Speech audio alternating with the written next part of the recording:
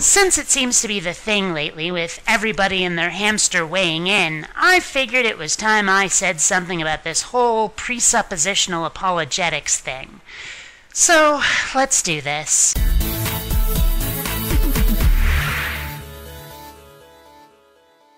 I think presuppositionalists can get a bad rap in saying that they never use evidential arguments for anything, when I don't think that's necessarily the case. I think a presuppositionalist can rightfully use evidence to not prove the existence of God, but simply in an evangelism encounter. But you know what? I'm an atheist. It's proof of God that I want. That's where I want you to produce some evidence. So if you're not doing it, well, there's really no point in talking to you, is there?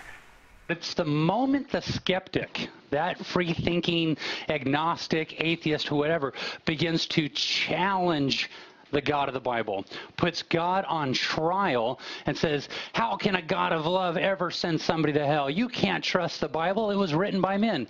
All of a sudden, the presuppositionalist will change the course and not answer the questions, but will now begin to challenge the worldview of the skeptic.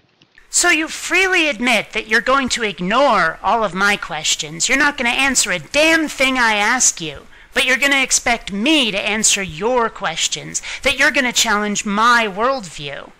Well, question then, do I ever get to challenge your worldview? Will that ever be part of the conversation?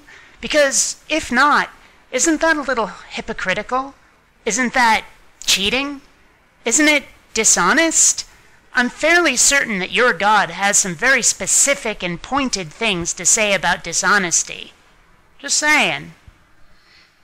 Well, instead of answering that objection, the presuppositionalist will begin to challenge the individual and say, oh, so you believe in truth. And thus begins the word games, because I don't believe in truth the way you're putting it. What I do is I respect critically examined, empirical, objective evidence.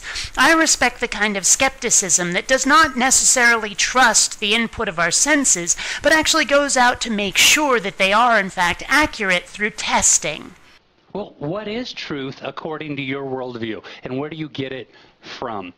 Well, you've already flat out stated that you're not going to answer any of my questions, that you're not going to respond to any of my challenges.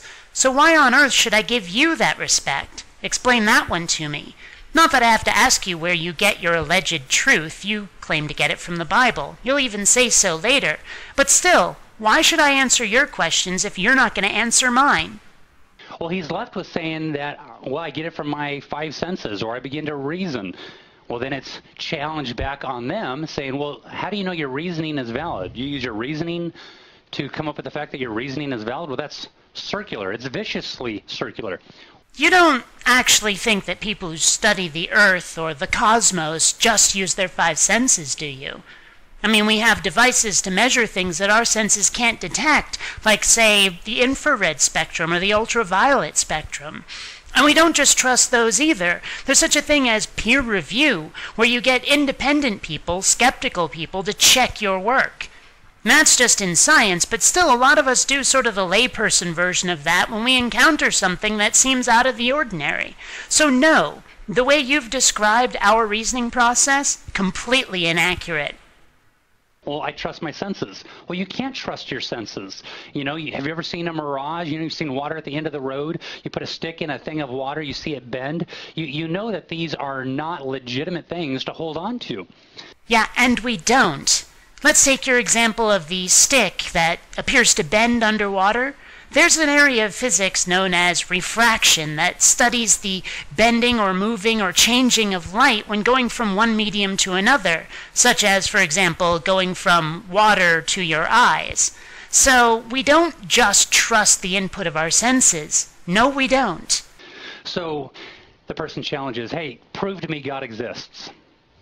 Then the presuppositionalist comes along and he says, you know what, I can't prove to you God exists because you presuppose God does not exist. So therefore, any evidence or any proof I present to you, you will discard it away.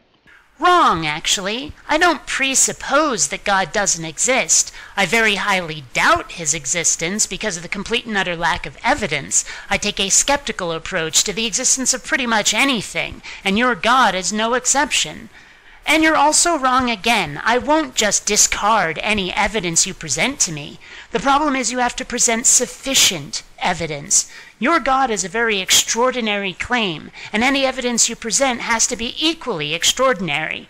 And right now, you're saying you won't even present any. If I had a videotape of God coming down here right now, you would say that it's special effects. Given the state of CGI in Hollywood today, you damn betcha. Sorry, but video is not sufficient evidence. If I had eyewitness accounts to the resurrection of Jesus, you would say it's mass hysteria. Because nobody has ever been mistaken or told a lie. Sorry, but word of mouth, also not sufficient evidence for the existence of a God. You know, if I were to show you Old Testament prophecies fulfilled in the New Testament, you would say they were forged, or they're not true prophecies, or they were dated after the fact, and you wanted to try to jig it in there to make it say what you want it to say. Well, you know what strikes me as odd? Just about every other book I've ever read that has prophecies in it has been fiction. Oh, and the Quran also claims to have some prophecies in it too. Why should I believe your prophecies instead of theirs? Sorry, but ancient books, also not sufficient evidence. See, you presuppose there is no God, so therefore, with your presupposition, you cannot allow any evidence to be acceptable to you. Again, wrong. You just haven't given me sufficient amounts of the right kind of evidence. Personally, I don't think you can, and to date, no religious person has ever done so. But if you were to manage it, yeah, my mind would change. Let me ask you, what would be admissible within the courtroom of your mind to prove to you that God exists?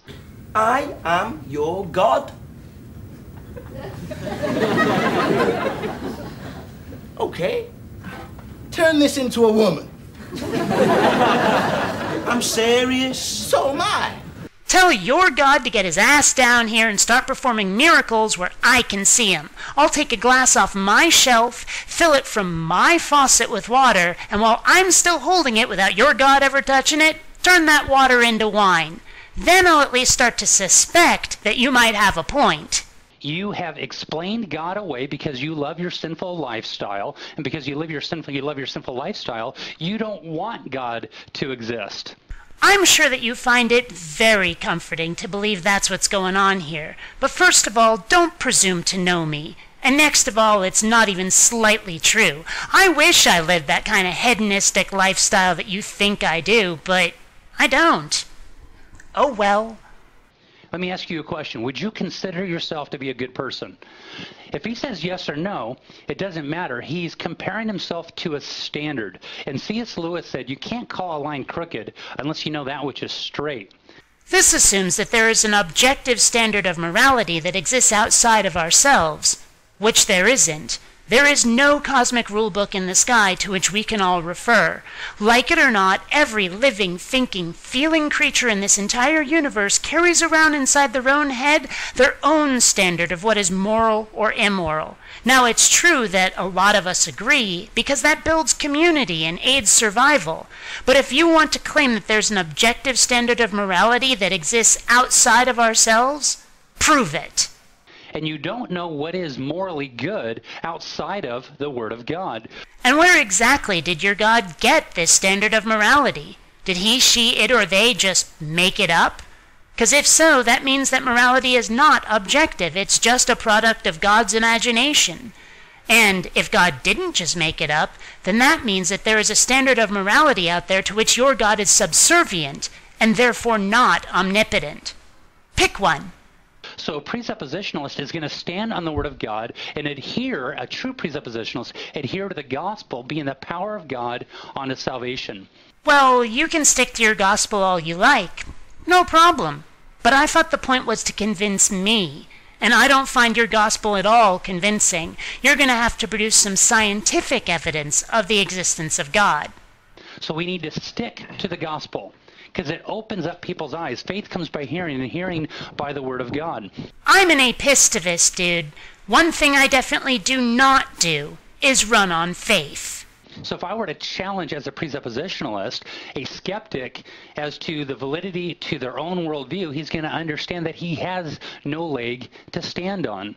What this atheist is going to understand is that you are an ignoramus who has no idea what he's talking about, who has no intention of playing fair with other people by having a legitimate two-way conversation with real back and forth, allowing your own worldview to be challenged, and therefore you are not somebody, this video aside, worth engaging in conversation.